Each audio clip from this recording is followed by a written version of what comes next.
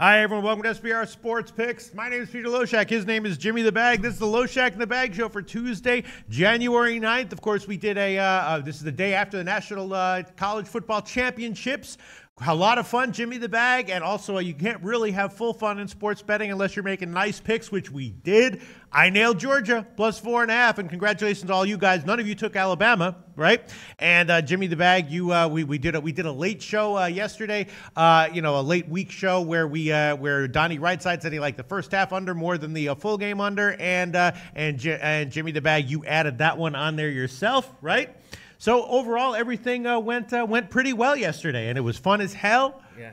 Right? Anything you want to say? Any comments before while I'm bringing up all the shit here? Yeah, I felt the Hurts under passing yards was too easy. Obviously, he was so bad that he got pulled, but that was great. 2 for 3 would have gone 3 for 3 if that field goal had a hit. But don't trust the Greeks to kick a football. Yeah, we got a great group already rocking on the chat. Okay. Ready to make some fucking money, man. Yeah, sounds good. As always, my computer is not really working that well here, so I'm going to try to. And we don't have the tablet, so I'm going to try to read the comments here. And here, well, let me just quickly. Oh, there we go. There's a link. All right, so Jimmy the Bag. Let's just quickly, because it's the end of college football season. Hey, Juanma, do you have the college football records overall? Yeah. I'm slightly proud of this one. I started off hot, then I had a lull in the middle of the year, and then picked it up in a major way in bowl season. So my official picks overall up 7 units, up 2.3% ROI, which is not mind-blowing, but certainly fine, right? A 2 or 3% ROI in any major sport is absolutely a reasonable goal to hope for at the beginning of the year. And if you achieve it, you should be damn proud of yourself, Jimmy the Bag. All right, so damn, where the hell are you getting all the comments in the chat? I am. Jesus, where the hell is the chat? There's no comments here. Just 1 second here. Hold on 1 second. Everything's looking good, man. We got a great group. We got a great group. Yeah, Native Queen has joined us. Rem Most, Adam nice. Lastman, Scott Letty, Matthew Varnum, Donald Trump, Luke Charleston. We got Reggie in the house. Native Queen. Aspire to Elate with us. Carolina Panthers plus 7, baby. You remember Carolina? She said she liked it. I said I liked it, and they did lose. And again, this is one other thing to keep in mind. Drew Martin yesterday, when we were looking at the lines for that for the game, Drew Martin wanted to take Alabama, but he would only take them at 3. And as soon as it went to 3, he was like all over the place trying to get them. And of course, that made a huge difference. Same deal with the Carolina game. I was like 5.5, I don't know, 6, 6.5. They wound up losing by more than a field goal, but covered the 7 points. Especially in playoff games, in college football and NFL, line shopping is of paramount importance. You know what I'm saying, Jim? Absolutely. I mean, in the NBA last night, I got a push with the Pelicans first half, but with my local, I had to take it at 3.5, so I lost that. All right, so shout out to everyone who participated in yesterday's long broadcast. It was a lot of fun, a lot of jokes. Shout out to everyone who was a regular viewer giving us great advice on these picks, because Lord knows we need it. And I guess we can get into it, right, Jimmy the Bag? Let's get into it. What are we going to start off? We're going to start off with NBA, right, Juanma? All right, let's throw up the NBA record. We're doing this just for you, Jimmy the Bag, because my record, I do believe that I'll be okay long term this season, but I'm in a funk right now. I'm down double digits. You are up 14 units overall on the year, Jimmy the Bag, up 5.5% ROI. And look at that. Spiritual 8 notices my wardrobe. He got the old school butterfly collar. Love it. Yes, I do. That's Spiritual 8. I know how to look cool, baby. I know how to look cool. When I'm able to wash my clothes, it's like, trying to dress without a dryer is like trying to handicap without, stats and an ATS record to look at from past, you're hamstrung. But I know how to look cool. All right. Let's get into it. NBA. My sheets are here. The comments are here. I'm trying to look at everything. The first thing that came to my mind when I looked at the NBA today, Jimmy the Bag, was, obviously, okay, first thing is Miami against Toronto, right? Toronto, of course, on a back-to-back. We had the under last night, and I cashed the first half. Nice job on me, taking the first half under, but that's going to happen. There's going to be OT losses that turn into that would have been wins in regulation if it weren't for overtime. And that happened to Toronto. Toronto obviously rolling in a major way. Last night, a little bit iffy. Now they come home. This line opened at 6.5, and I thought Miami was a great bet at 6.5. It's now down to 4.5 or 5. I'm still thinking probably Miami is a good bet here, even at 5, and maybe on the first half, maybe on the first quarter. What do you think, Jim? Yeah, well, Kyle Lowry suffered an acute back spasm in overtime last night versus the Nets. He will be unavailable tonight. Now, that's not 100% confirmed, but I'm going to confirm it. There's just no reason to rush Kyle Lowry back with us playing, with the Raptors playing so well. Raptors led by 10 with 4:40 to play. Should have sealed the deal. We should have hit the under. Bullshit. Raptors have now won 5 straight. They're 14-1 at home. While the Raptors were battling the Nets, the Heat were relaxing in their hotel rooms. This is a big deal. They're coming off a 103-102 victory at home versus the Jazz, where they had 6 players in double figures. They continue to do that. Now they're out. Dion Waiters is out. Justin Winslow is out. Having James Johnson back is another big deal. He can play all over the floor, and he's tough. He'd have won 4 in a row. They're a season high 5 games over 500. They've won 2 straight on the road. They have a better record on the road than they do at home. I would have loved to have got them at 6 even. Yeah. But I have to take them. I think they're the play tonight. I'm not going to take them on the money line in case the Raptors win it with a buzzer beater. And as I said, anything under 5, I will take the money line. This is at 5, so I'll take them. Heat plus 5. All right, plus 5 minus 106 is the best line right now at Pinnacle. Yeah, I'm going to be on this one with you. And what do you think about doubling up here on taking Miami on the first half as well? You know, it's funny because there's a college game I'm interested in doubling up on, but I have not been doubling up in my run. And so because of that, I'm going to stick to what got me into this positive place, and that's not doubling up on these games. And what do you think about tripling up? How about the first quarter? How about the first quarter? Plus 1.5. I get it. I totally get why you'd want to be on the Heat. First half, first quarter, first everything. I get it. It makes sense. It makes sense. All right, I need the units. I'll double up. I'm going to take them on the first half as well. Plus 2.5. No 3s. I wish I was getting a 3 here, but plus 2.5. Minus 106. That's the line at Pinnacle right now. Jimmy the Bag taking Miami plus 5. I'm taking Miami plus 5 in the first half plus 2.5. All right. What do you think of the total?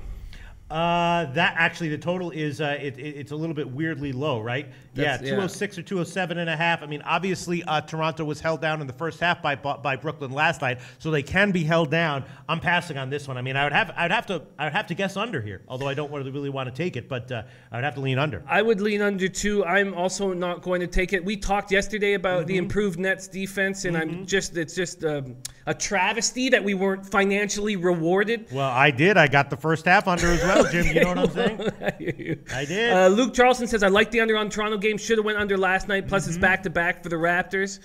I'm going to not take the under. It's suspiciously low for the Toronto Raptors, even though they're coming back. And I like the backup guards that the Raptors have. We have 2 different guys. We can play DeLon Wright. We can bring in Van Fleet. So I still think we're going to be able to move the ball. Well, so in that case, then maybe you don't like. Then why do you like Miami so much then? If you think that the guys replacing Lowry are going to be good, they're going to be acceptable. I just think that they're better than almost all the other teams' backup guards. I mean, we're obviously seeing Shabazz look great, Napier look great with Portland, but we have great depth. The Toronto Raptors. But still, it's the issue isn't necessarily that Kyle Lowry is out. The issue is that was a very tough game, an overtime game. And then you guys, I don't know if you guys know the difficulty of getting through customs. It's one of the reasons why players don't want to play in Canada, because it adds an extra hour at times to even NBA players. They talk about all the time how annoying it is having to go through customs every night. They don't have like preferred traveler status or something like that? Well, they get in at like 1 in the morning, 2, 3 in the morning, so it's pretty nice. It's pretty smooth sailing. But it's a problem. It's annoying. It's more the late overtime game, more so than the Kyle Lowry injury. I really think DeLon is playing well, and I like Van Fleet. Okay, everyone seems to be liking the Heat. Reggie says, I'm liking the Heat as of now. McGogster says Heat and the points feels like a good play here. Luke Charleston says, I like the under on the Toronto game. What's your sense on Miami's scoring right now with Dragic and everyone? Are they still a slow-paced team? It's going to slow teams down like Brooklyn is right now? They are still a slow-paced team, and with Dion Waiters out, that hurts some of the offense. But then Justice Winslow is a great perimeter and on-ball defender, so you get a little of both. I think the Heat play better when they slow down, but And it's going to be interesting to see DeLong Wright and on Dragic. Is going to be interesting. DeLong Wright is another great defender, and because of the point guard situation with the Raptors and the late travel, we know that teams, the fresher they are, the harder they defend the perimeter. It's a tricky spot, and I'm going to pass on the total. Okay, Native Queen saying I'm leaning under. Adam Lassman saying if Raptors game's gone over. Let's see. Antoine Seymour says everyone liked the under yesterday and got smashed. Well, I had the first half under, so I only got half smashed, and the OT it was under in regulation, right? It would have. Oh yeah, we would have cashed the under. Yeah, so OT overs happen. OT conversions from unders to overs happen. Gabriel Ortega says, finally get to watch a live show. Thank you very much, Gabriel Ortega, for appreciating the live show here. All right, I'm going to take the first half under 106 minus 110. That's the line right now at Pinnacle. So I'm tripling up on this game. I'm taking the first half under, Miami first half plus 2.5, and the full game plus 5. And Jim's just going to take Miami plus 5. Kind of an obvious play, but maybe it's one of those plays where it's obvious, but the markets just cannot adjust the line as much as maybe they would like to. And we have some nice value here with Miami. All right, we got 3 other games on the card. I guess the first game I'm thinking of is now Dallas has lost 3 in a row, straight up at home, and now they're giving pretty big points to Orlando. Orlando has been bad ATS as well, but, they hung with Cleveland last game. They're losing games, but they're hanging within, 5 or 6 points here and there. Is maybe Orlando getting 7 points a good bet? I like the over here. I think there's going to be a fast pace. Mavericks have been playing with a much faster pace, and we know that the Magic, even with Vucevic out, are having a difficult time slowing the pace down. I figured with Biyombo playing a lot more that they would be going under, but they haven't been. They've been scoring at an alarmingly high pace. Mavericks have lost 3 straight. As you said, they're just 8-14 at home. They've allowed an average of 117.3 points per game over this 3-game losing streak. The Mavs have beaten the Magic 5 straight times on their home floor and have won 9 of their last 11 versus them overall. Magic are coming off that giant 131-127 loss at the Cavs. They've lost 4 straight, 13 of 14. They are 27th in the league, allowing 110.7 points per game. Aaron Gordon put up 30 in that loss in his 5 games since coming back from injuries, averaged 23.8 points and 8.4 boards. I like the over. Really? Okay. Let's find the best line here. Again, I'm looking left now to do my line shopping. It's gotten bet up. It opened at 213.5. Now it's up to a 214.5, 215. But bookmaker still has 214, so we'll give you that one. Jimmy the Bag's going to take Dallas over 214 minus 110. Jimmy the Bag. Like it. And so you don't like Orlando maybe getting 7 points here? I mean, what's up with Dallas? Are they going to fix their problems? Is this like a little 3-game speed bump that they've hit recently? I was liking the way they were playing, and then they had that meltdown versus the Bulls where they still managed to pull the game out, but their defense was awful. I'm surprised how they've been playing. I can't quite understand it. I thought I had a read on this Mavericks team, and they were part of the reason why my record started improving at the pace it did. Now I don't have a read, but I do think they play a fast pace. They were compared to Mark Lathrop compared the Mavericks to what we were going to see last night in the Nuggets-Warriors game, and that game went over, and it was a pretty simple play. I think this is actually a pretty simple play.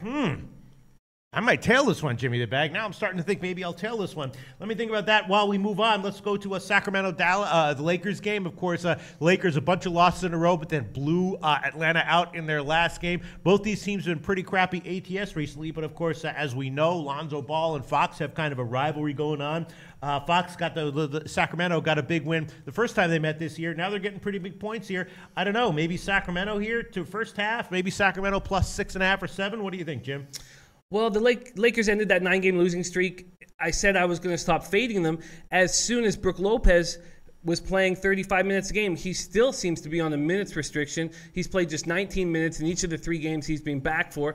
They have all hands on deck now after dealing with the string of injuries. You're right. This is a big story, the Ball De'Aaron Fox situation. De'Aaron Fox had his first double-double against the Spurs, but they were leading by 5 with 4 minutes to play, and he committed 3 turnovers in the 2 minutes. It's unclear if George Hill will be back due to his wife giving birth. He's just been a major disappointment this year. I can't believe I was a big George Hill fan last year with the Jazz, and I'm just shocked at 10.1 points, 2.7 assists, 3 boards, doing nothing to help. Lakers are healthy, and when the Lakers were going to be healthy, I said I would stop fading them. But Brook Lopez is still playing 19 minutes a game. The Kings continue to befuddle me. I don't understand when they're going to step up and when they're not. They should have beaten the Spurs last night.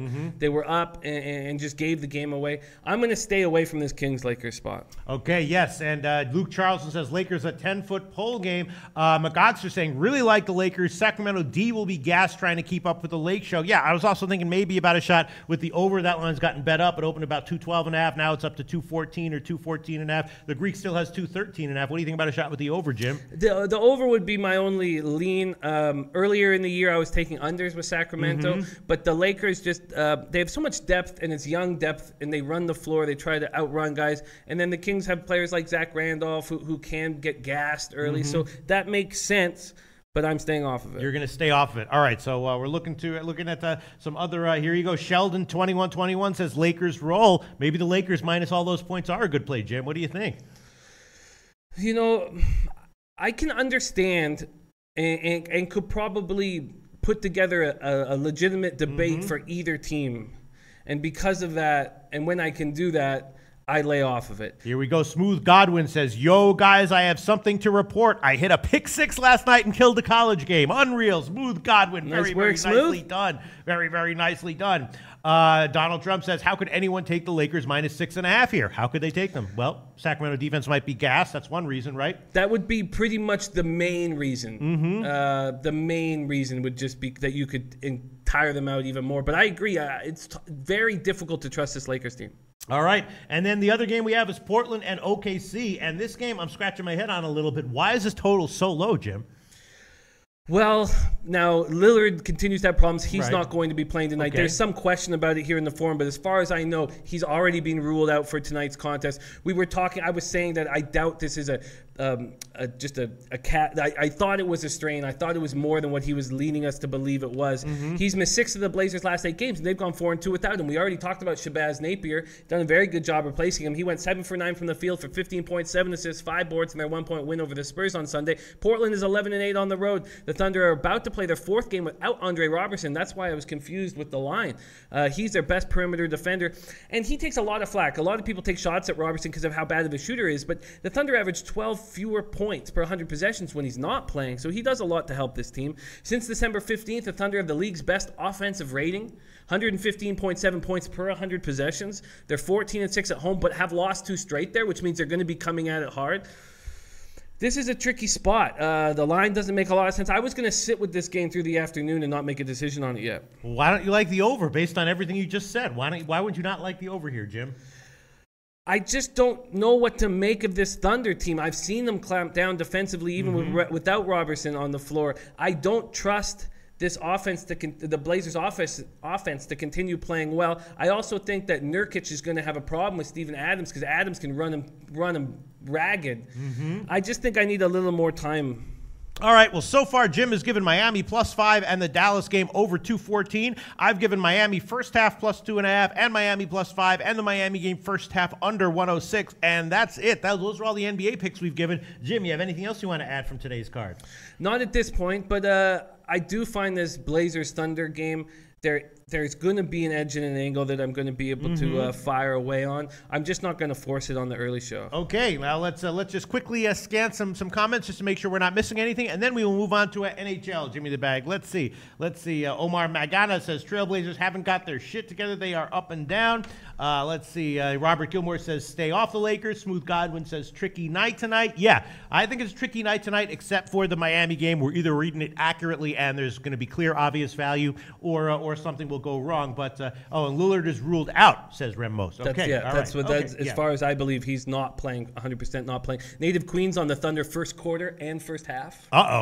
First quarter and first half. Let's see what those lines are. The first quarter, I don't know if that's out yet. OKC. Wow, 3 or 2.5 at UWager. Wow. Now, Native Queen not afraid to take those big favorites, laying decent points in the first quarter. You only get 12 minutes. So yeah, but wow, okay. Native Queen liking the OKC -3, and the first half line there is 4.5 or 5. I might just blindly tail that one, Jimmy. Well, Tomor has another always has interesting points. He says OKC has played better at home, but OKC bench is horrible. I like betting teams' first road game on a long road trip. I think OKC will be focused on Minnesota tomorrow night. I like OKC first quarter. Sorry, I like OKC. I think we'll be focused on Minnesota tomorrow night. Okay. All right. Okay. So he's going to be looking for OKC tomorrow, but doesn't like them necessarily tonight. Very interesting stuff. Yeah. Very interesting stuff. Smooth Godwin says, I think all the NBA goes the fuck over. Smooth Godwin's over. 4 games, 4 overs, including the Toronto game. Really? I mean, yeah. I'm just going to take the first half under on that one. That one also, similar to the college football game last night, might be slow-paced in the first half and then kind of explode offensively in the second half. All right. I guess that's about it. Let's move on to NHL, right? Yep.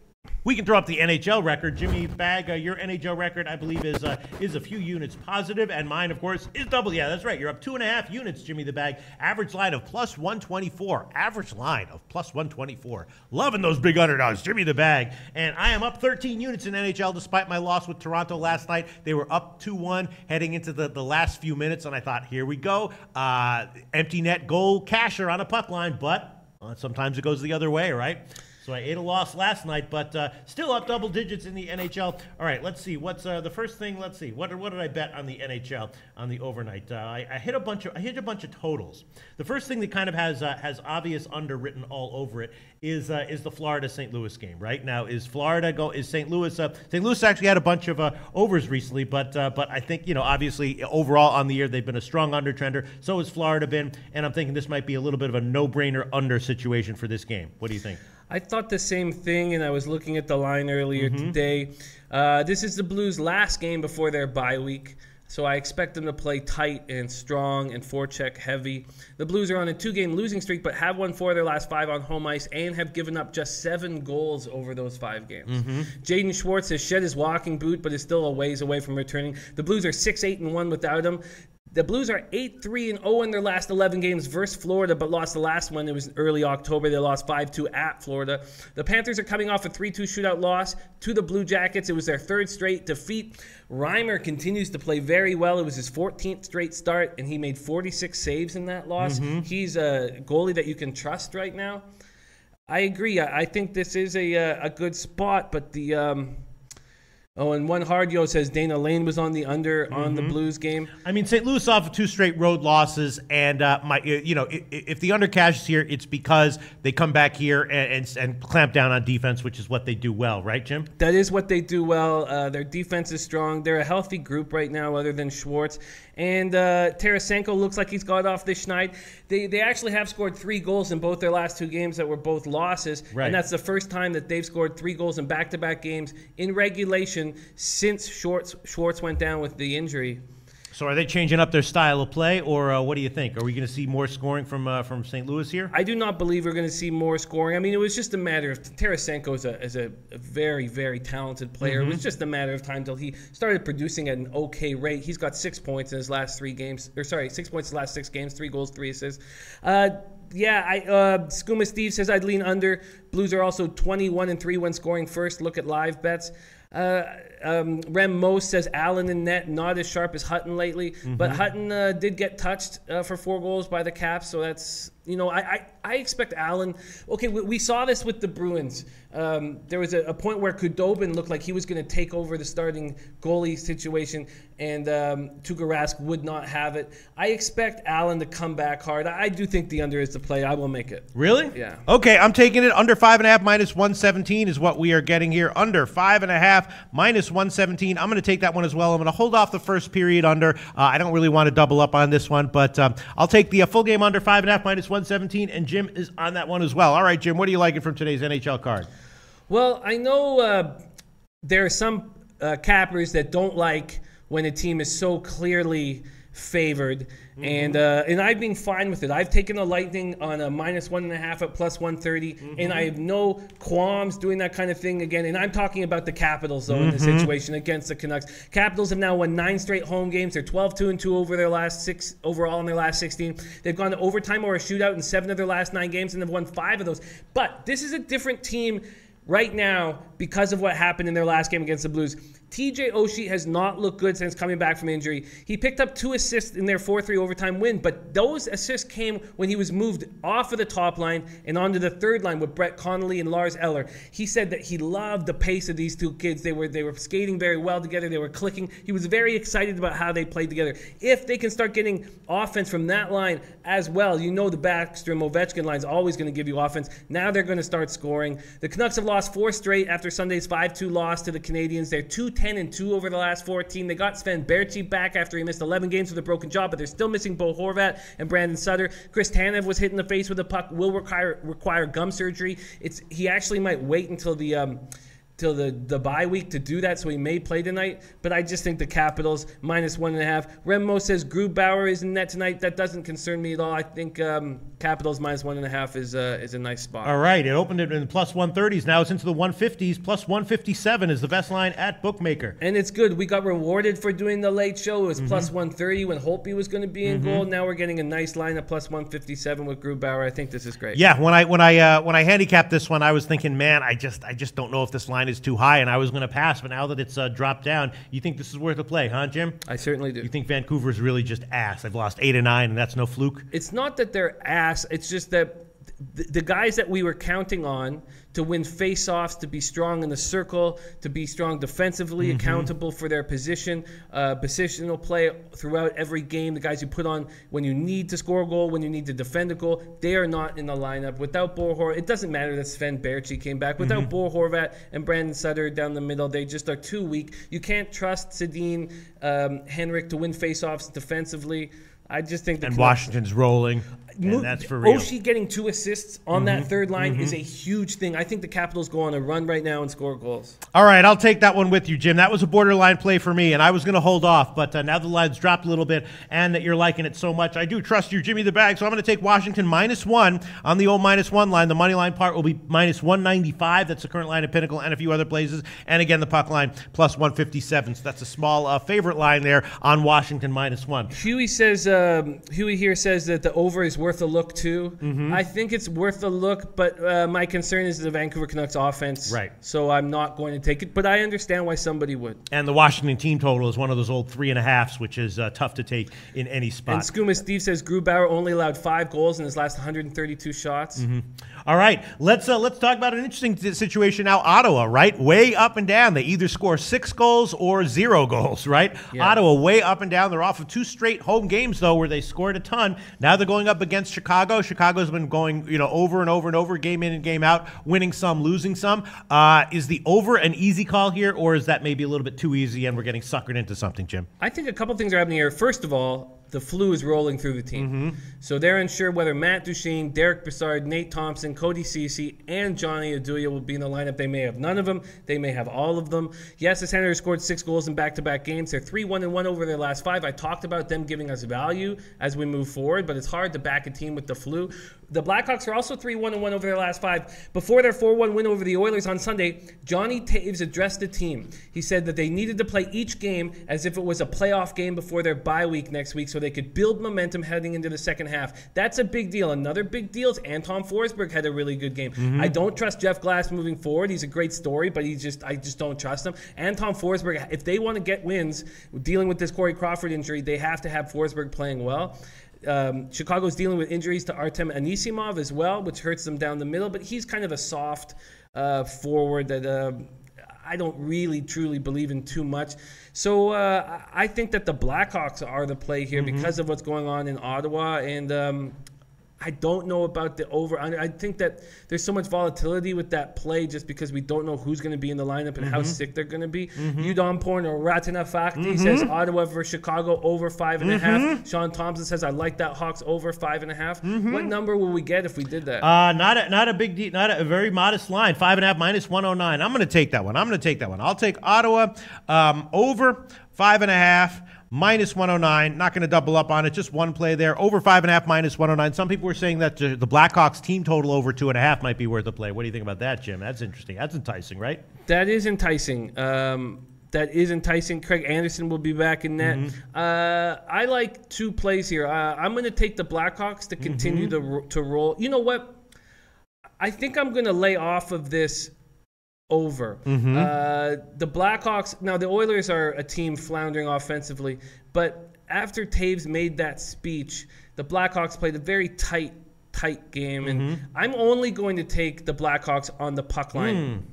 Okay, best line right now. Let's see, Blackhawks on the puck line. Let me find the best line for you, Jimmy the Bag. Plus 260 at UWager. I like plus that 260. A lot. Okay, Chicago puck line plus 260. Thanks to UWager for providing the best line on the puck line there. 5 Dimes does have 265. Pinnacle has 259. So Jim's going to take Chicago puck line plus 260. Because I was Because I was thinking maybe Ottawa turned a little bit of a corner offensively, but you don't think so.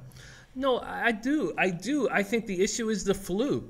Yes, I think Ottawa has turned the corner offensively. I think Ottawa will give us value moving forward. I think all of those things. Now, I also think this flu could just ravage the team. And I like fading teams that are going through that. We did this earlier in the year, and it worked. I also stayed off of a team that had the flu. That was the Florida Panthers when they were in San Jose, and we talked about the flu, and I stayed off of them even though I liked them, and the Florida Panthers won 2-0. This is a different situation where I think that somebody needed to say something in this Blackhawks dressing room. And, of course, it was Johnny Taves, the heart and soul of this team. He started playing better, too. I think he waits till he's playing good hockey before he does these talks in the dressing room. He had a goal and assist in back-to-back games. Then he gives his speech in the dressing room. I expect the Blackhawks to finish strong right now and build momentum into the second half. Okay, so we might get an over here even if it's 5-1. We might get one of those type games. You know what I'm saying? Yes, but I also think that Craig Anderson will start playing better. You think so, huh? I do.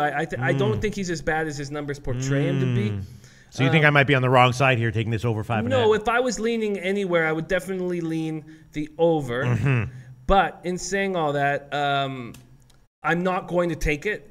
I am concerned that this could be a 4-1 hockey game. Right. I'm much more comfortable with a plus 260 as my only action. Okay, very nice breakdown. Jimmy the Bag. Let's move on. Here we go. Sean Thompson was saying also likes Winnipeg Sabres over 5.5, and I was thinking that way as well. Obviously, Winnipeg's been playing great recently, but most of that has been at home. They have a pretty stark home-road dichotomy, and their road record is a lot worse than what they've been doing at home. And Buffalo, continues to be awful. Now it's not clear who's going to be in goal for Buffalo. I think it's going to be, who is it? Chad Johnson. It is Chad Johnson. All right. And he is was terrible on this season. I think he's only won 1 game. Yeah. So I could see a shot with the over here. Why is Buffalo so bad? I don't want to take Winnipeg as a big road favorite here. That's got trap written all over it. Not sure I want to take Buffalo here. And I was definitely leaning over as well with Sean Thompson. What do you think about this game, Jim? I think you absolutely nailed it there. This is a trappy feel to it. So I'm not going to take the Jets as a big road dog, although they're playing great hockey. They've won 5 of 6. They've handled the Scheifele injury excellently. They're 3rd in goals per game, 2nd in power play. They have weapons throughout their lineup. We talk about Wheeler, Laine, Ehlers all the time, but we don't talk about 2015 first-round pick Kyle Connor having an excellent rookie season, 13 goals, 12 assists in 37 games. Connor Hellebuck is playing great. But Rem Mo says that Leonard likely, as far as I know, that wasn't what I was seeing this morning, but Rem has the latest information, and he always gives us the best information, so I trust Rem implicitly. Sabres have lost 4 straight. That 4-1 loss to Philadelphia was ugly. As you said, Johnson looks awful this year. This team's been terrible. Jack Eichel has 1 power play goal this year. Kyle Okaposo has 6 goals in 40 games and is a -17. 2nd overall pick in the 2014 draft, Sam Reinhart has been a major disappointment. He has 4 goals and 2 assists at even strength this year in 42 games. They're last in offense, 2nd last in power play, 3rd last in goals allowed. So you think that that Buffalo struggles are for real? Yeah, I think that Housley has to be fired. I think this team has skill. Now, I clearly believe that it's the defense's fault for not getting outlet passes to these forwards who we've seen play well before. Mr. Cloudkick says Winnipeg is a great over pick, I think. Remo says maybe not. Leonard was the first goalie off the ice at the Sabres morning skate. I believe Chad Johnson will be in goal, and I think that the over is the play. And I think we should make it before it's announced. No, I just made it. I made it officially. I wrote it down. I'm taking the over 5.5 plus 102. That's the line right now. And you're getting a plus number? Yeah, slight plus. You want that one? Yes, all right, Jim's going to also take the over on that one. Over 5.5 plus 102. And Jimmy the Bag, let me ask you this. Do you trust Hellebuck on the road, and do you trust Winnipeg on the road? Or is this maybe a shot to time, maybe an alternative puck line with Buffalo. What do you think? I thought about that earlier today. I thought about, man, look at that number with Buffalo. You're already getting plus 200. Yes, I don't trust this Jets team on the road. We've seen them drop the ball on the road already this year. I do trust Hellebuck, whereas I don't trust the Jets. Actually, the alternative puck line is not that massive. It's only plus 365. I guess if I was going to take him, I'd take him on the money line at plus 140. Oh, it's coming down a little bit, Jim. It's only plus 140 or so. Wow. Pinnacle has 138. I have just been I've lost consistently having any faith in the Sabres team, and I'm not going to do that now. But I can understand the play very well. Okay, Huey Boy says Buffalo doesn't score enough for the over. That's right, but we could see a 5-1 game, and they could look. Oh, Mason is in net. Mason confirmed. Shit. I think you jump on this over. Well, we already jumped on it. Yeah. So Mason's in net. Mason confirmed, and Lehner probably either banged up or someone else. But Udon Porn Retina Fact, he says Lehner, the goalie for Buffalo. Maybe he is. Maybe he went off early just to get some more attention. I think we'll see Chad Johnson in net this evening. Huey Boy says Buffalo just doesn't score. They're last in the league in scoring, and they have offensive firepower. It's shocking. It's shocking that Jack Eichel hasn't stepped up. I mean, look at fucking Reinhart was the second overall pick in the draft, and he's doing nothing. Thank you so much to Udamporn Ratanafakti for giving us updates on the confirmed goalies for Buffalo, Winnipeg. Udamporn, thank you very much. Or shall I call you Mr. Ratanafakti? All right, shall we move on, Jimmy the Bag? Yeah. All right, we're both on the over, 5.5 plus 102. Jimmy the Bag, what else is interesting that's caught your eye from the NHL card? I'm going to take the Lightning on the puck line. They've been so good to us all year. There's no reason to stop taking the money and taking the opportunities that the league offers us. The Lightning are coming off a 3-1-1 road trip. They lead the NHL in goals per game, second in goals allowed, third in power play. Steve Yzerman expertly handled the Jonathan Drouin situation last year. The Drouin for Sergachev trade has turned into an absolute steal. They're coming off a 5-2 win at Detroit, where third stringer Louis Domingue looked great, replacing injured backup Peter Budaj. Daniel Girardi is back-to-back after blocking a shot with the back of his head. These guys are going all out for victories. The Hurricanes have gone 1-2-1 since winning 7 of 8 games. The Hurricanes' top 2 scorers, Sebastian Aho and Teuvo Teravainen, would be 5th on the Lightning in scoring. Aho looks like he'll be returning tonight after sitting out last game with a lower body injury. The Hurricanes have an up-and-coming young squad, but they don't rank higher than 20th in any major statistical category. I think this is a nice spot, and I'm going to jump on it. Joey Crawford mentions Vasilevsky. He looks absolutely incredible. He leads the league in wins. He's second in goals against average. Elina Eliana Kotoglidou. Kotoglidou? Yes. Makes a interest. Canes lost 7-1 last game. Watching them play better. I totally agree. But in saying all that, this Lightning team keeps padding my wallet by hitting these puck lines. I'm not afraid to take them even when I'm only getting a plus 130, and I won't be afraid to take them here. Tampa Bay. Yes. Well, the line is headed up. We can actually give you at Bookmaker plus 165. Tampa Bay puck line plus 165. And I agree with what Eliana is saying. These teams come back after getting embarrassed because the Canes were embarrassed by the Bruins. But I like the Lightning here. I like the puck line. I like them coming back home after this little trip they had. They had lost a couple games, and they came back and they smashed Detroit. Okay. Huey Boy predicting 3-2 Jets in that controversial Winnipeg-Buffalo game. Huey Boy saying Buffalo just can't score. We're all on the over, and Huey Boy saying 3-2 Jets is his score prediction for that one. Huey Boy also likes this is the best over on the night, referring to the Carolina game, I believe, right? Huey Boy? Yeah. Carolina, Tampa Bay, over 5.5 best bet. Vasilevsky, always very, very nervous to take an over with Vasilevsky involved, right, Jim? Yeah, I'm not comfortable. We've seen the Lightning shut teams out often this year.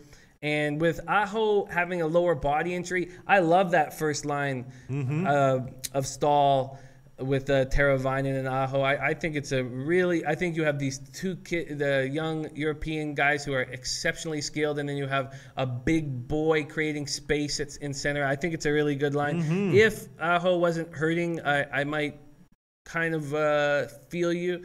And your instinct, believe in it. I'm not trying to get you off of it, Huey boy. Believe in it. I just feel very comfortable with the -1.5 puck line. Interesting comments here. Mr. Cloud Kicks like in Hurricanes team total over 2.5. What do you think about that? Doesn't necessarily that only partially goes against your pick of Tampa Bay -1.5. The Carolina team total over 2.5 plus 107. Seems like he thinks that Carolina is going to start putting up the points here, and that would agree with Huey boy's lean. And his comment here is Carolina Tampa Bay over 5.5. Best bet. Huey boy, really liking the over in that one, Jim. Yeah, I can't feel it. But go with your instinct. Believe in your capping. I just think the Aho lower body injury is what pushes me off. Okay. Nasty Nate asking, is it gay that this show makes my dick hard? No, not at all. Not at all. No, I don't see why that would be gay. I believe I go by the Andrew Dice Clay litmus test for that. Either you suck dick or you do not suck dick. That's it. You know what I'm talking about? You know that line, right? I do know that There's line. no bisexuals, right? And no, if your dick gets hard for any reason, that's my test. Nasty Nate, that's your answer. That's the test for whether you're gay or not, right? Yeah, that makes sense to me. I mean, no, we're not homophobic. I love gay people. 2018, so we have to put that caveat in there, Absolutely, right? absolutely. Not homophobic in the slightest. I love gay people, so my best friends are gay. All right, so let's see. What else do we? I just made that little joke because because part of my brain was mulling this over in my head. I'm thinking about what I want to do here. Do I want to tail Huey boy on the over on this one? I'm thinking he's making a good point. A lot of people liking overs one way or another in this game, Jim. You're liking Tampa Bay to score. Other people liking Carolina to score. Other people just liking the over in general in this game, Jim. Yeah, I don't. I'm not sure what I think about this one. All right, let's move on. Jimmy the Bag, Edmonton against Nashville. I forgot who it was, but one of our astute. What? Jansen Bonds has a good point. He says more so if you start jerking off on this. I think you're right. I think you're right. If it's hard, that's fine. Yes, but if you actually pull it out and start jerking it while you watch us, then I mean, if you're fantasizing about shooting goo into my mustache, that's a little gay. That's a little gay. No, sorry about that. Let's get back to the capping immediately. I apologize for that. I just had Andrew Dice Clay going on. Let's not get terrible images in our head. I apologize for that. I just had images of Andrew Dice Clay. Is that what you call it, goo? That's what he calls it. That's what Andrew Dice Clay calls it. He calls it goo? He calls it goo. Have you ever seen a classic Andrew Dice Clay? I have. I've met the man. I'll send you some links. I'll send you some links. I don't remember goo. Yeah, that's what he calls it. Maybe I blocked it out. All right, let's move on. This is taking a turn where I don't want to keep going on down this road, Jimmy the Bag. All right, so let's see. Yeah. All right, Edmonton, Nashville. I forgot who was one of our astute NHL handicappers about a couple weeks ago. Just basically said fade the Oilers until further notice, that there's money fading Edmonton game in and game out. I put that in my head. I was feeling that way as well, and that has certainly been the case, right? They've lost like 8 out of their last 9. Nashville, though, also not winning. Pekka Rinne also kind of slumping at home. He's had a bunch of bad games in a row at home where he's given up 3 or 4 goals. I was thinking maybe I had a shot with the over here. I guess I'd be leaning Nashville, maybe wanting to take a shot with them, but considering how badly Pekka Rinne has played at home recently, the line and Nashville's not really winning either. I think I'm going to hold off on that one, but I'm thinking about the over, Jimmy the Bag. What do you think? I can't trust this over with the Predators' power play not having Philip Forsberg out there. His services are extremely important. He does so many great things, and he's great on the power play. The Predators are coming off the 4-3 win at LA to salvage the 1-1 Western Road swing. It was just the Preds' 3rd win, as you said, in their last 9 games. They are not playing well. The Predators begin a 5-game homestand, and Edmonton looks god-awful. Sunday's 4-1 loss in Chicago was their 6th loss in their last 7. They've been outscored 16-3 in their last 5 games. 16-3. They've scored 3 goals in 5 games, and I don't see how you can really have faith that they're going to change that around. They might pull in Ottawa. You don't see that coming? I mean, do they have offensive firepower? They don't. And Draisaitl should not have been given that giant contract. The management, the way they've put this roster together, they deserve to not make the playoffs. They've only received 1 goal from a forward in 5 games. McDavid's gone 7 games without a goal. Cam Talbot is not good enough to be a starting goaltender in this league, I believe. 15-15-2, 3.12 goals against average, 902 save percentage. I think he's right. This Oilers team should be faded, but I also think that we're going to find a lot of value fading the Predators moving forward. I'm just laying off this game. All right, you don't think? Because I was thinking about the over. You don't think that that Edmonton could be relied on to score at all, even against Pekka Rinne. What's your take on Pekka Rinne right now? Do you think his recent run of vulnerability at home is fluky, or is there something fundamentally wrong with him at home? I don't think there's something fundamentally wrong. I would say it's more of a fluky situation. But so what do you think about Nashville maybe on the puck line or the -1 line here? You know what? To be honest with you, I know this sounds like going against, fading the Oilers, but I think the value actually is on Edmonton's side. I'm just very comfortably staying away from this game. All right, and only one other game is Calgary, Minnesota. Jim, you have anything to say about that one, or should we move on to a college basketball? No, I do have something to say about this game. Because the Wild are 11-1-1 in their last 13 games at home and are 2-0 versus the Flames this season, I'm going to take the Wild at home as much as possible. Yes, the Flames have won 3 straight. That's going to give us more value on the Wild puck line. This first line of Furlan, Monahan, and Goodrow is playing very well. They're just not getting enough production from the rest of their roster. They parted ways with Jaromir Jagr. That was a mistake in the first place. You don't add a 46-year-old when you're looking for depth and at forward. The Wild are coming off a very disappointing 7-2 loss at the Avalanche on Sunday. Dubnyk allowed 6 goals and was pulled in the third period. I think this is a nice spot for a Minnesota Wild bounce back, and I'm taking them on the puck line. On the puck line. All right, let me do a little line shopping here, and then we'll move on to college basketball. Jimmy the Bag, let's see what we can give you. Plus 256 at Pinnacle right now. Minnesota puck line. Plus 256. That's gorgeous. And that's it. All right, so let's review the NHL picks. Just quickly scan for last second NHL handicapping insights, and then we move on to college basketball. I know Jim is very excited about tonight's card.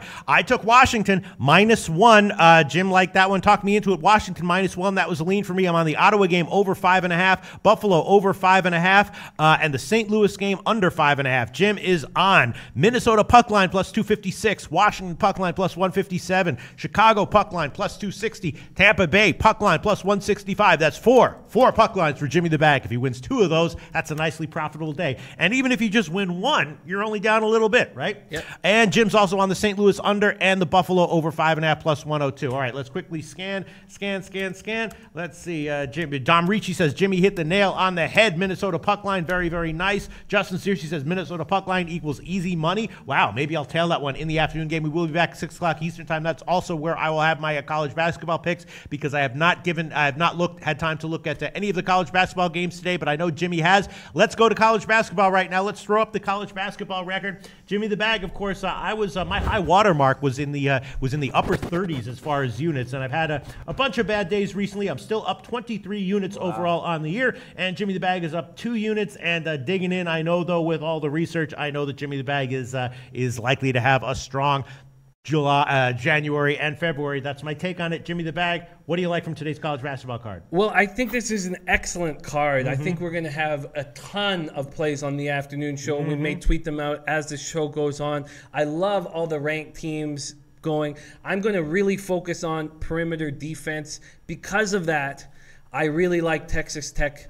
at Oklahoma. Freshman Trae Young is an absolute monster. He leads the nation in points and assists. His dad starred at Texas Tech from 96 to 2000. He grew up a Red Raider fan. He'll be excited to play against them.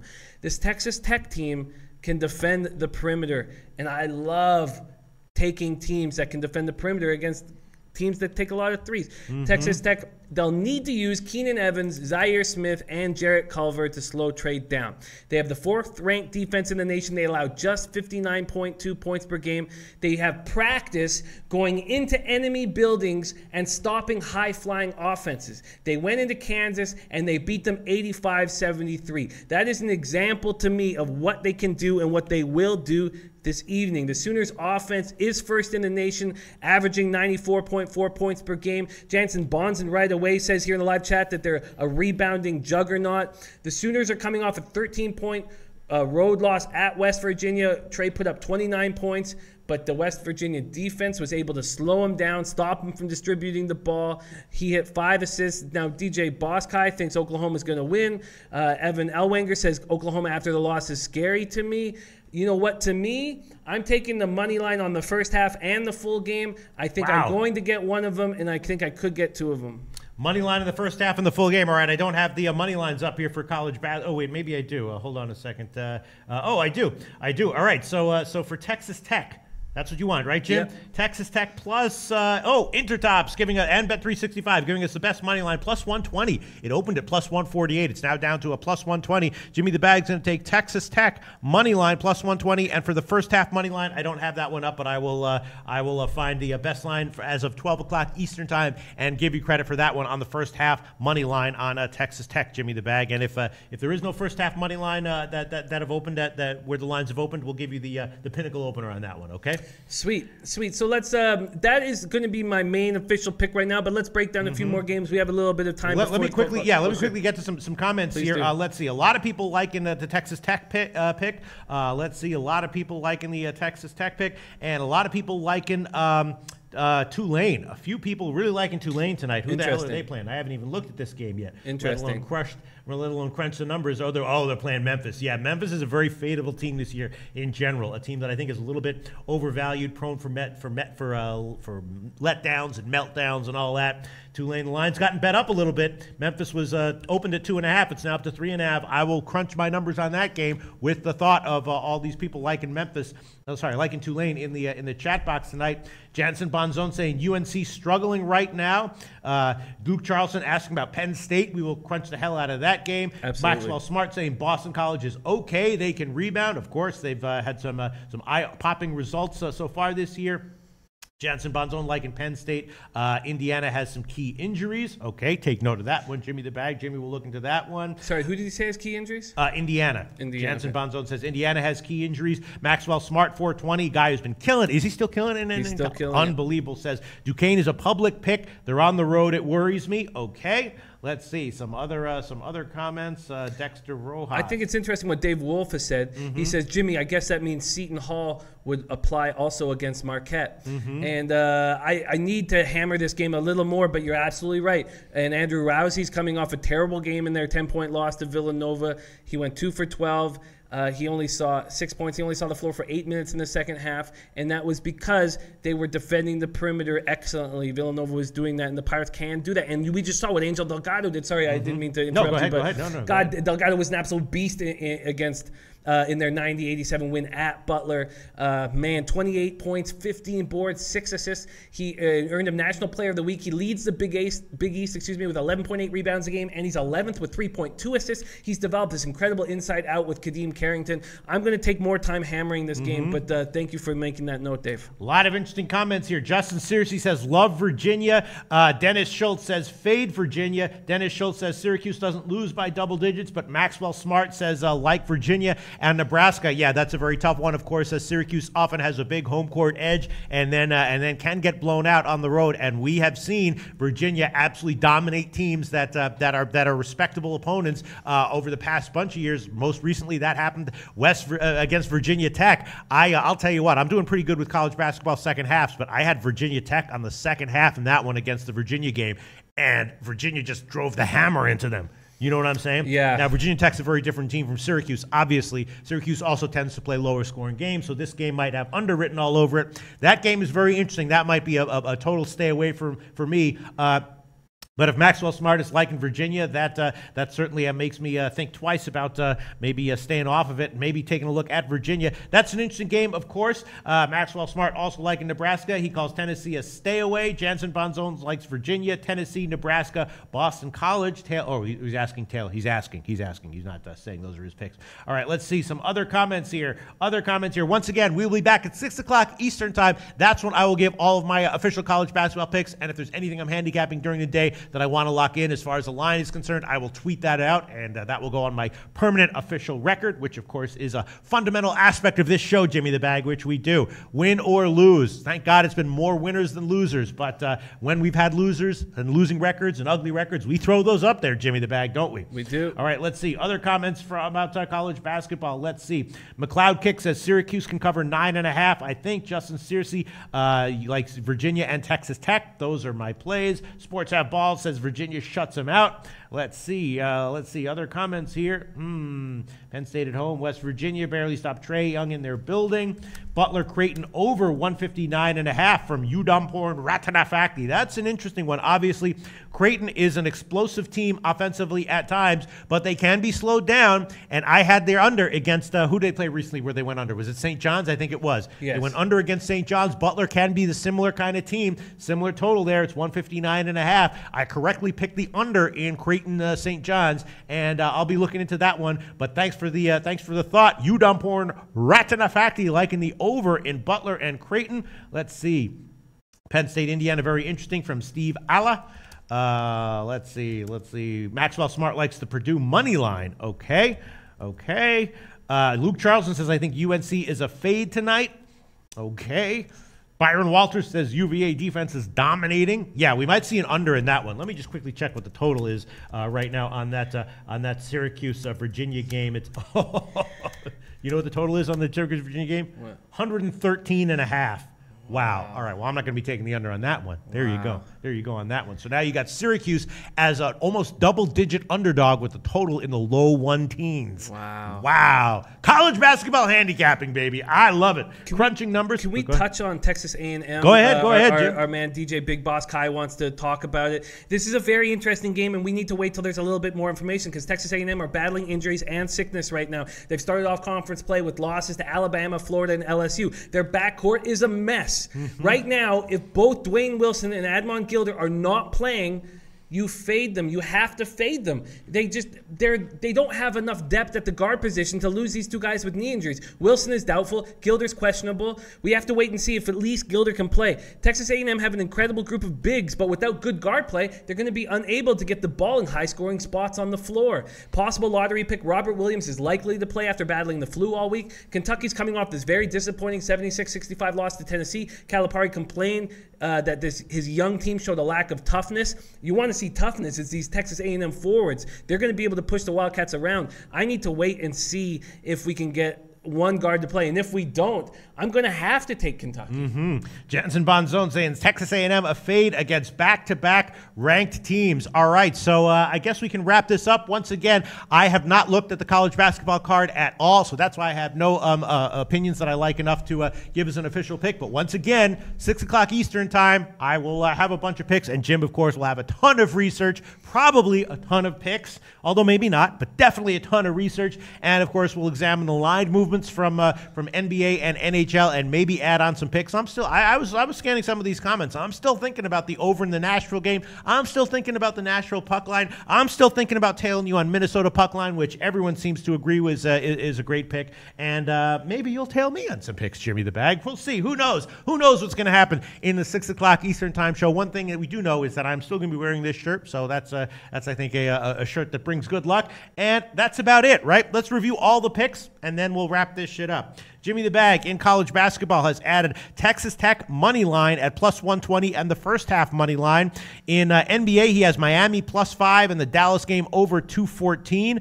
And that's it in NBA for Jim. And in NHL, he's given Minnesota puck line, Washington puck line, Blackhawks puck line, Tampa Bay puck line, Buffalo game over 5.5, and the St. Louis game under 5.5. Those are all of Jimmy's official picks so far. My official picks, nothing in college basketball as yet. I'm on Miami plus 5, Miami the first half plus 2.5, the Miami game first half under 106, and in NHL, Washington minus 1, Ottawa over 5.5, Buffalo over 5.5, and St. Louis under 5.5. And that's it for me. And again, I'll have a bunch of college basketball picks by 6 o'clock Eastern time. Tune in for that show right here at SBR Videos. Jimmy the Bag, any final words, any final comments you want to highlight, or shall we wrap this up? I think we should wrap this up. Steve Alla likes the money line on Purdue. I can't wait to cap this Penn State game. I feel like I've got a really nice read on their team right now. I hit easily with them last game, and I'm looking forward to it. I can't wait to jump into this Creighton game. I can't wait to jump into this card. It's going to be extremely exciting. We're going to have a huge 6 o'clock show, so please join us and let's get that cash. All right, we'll see you at 6 o'clock.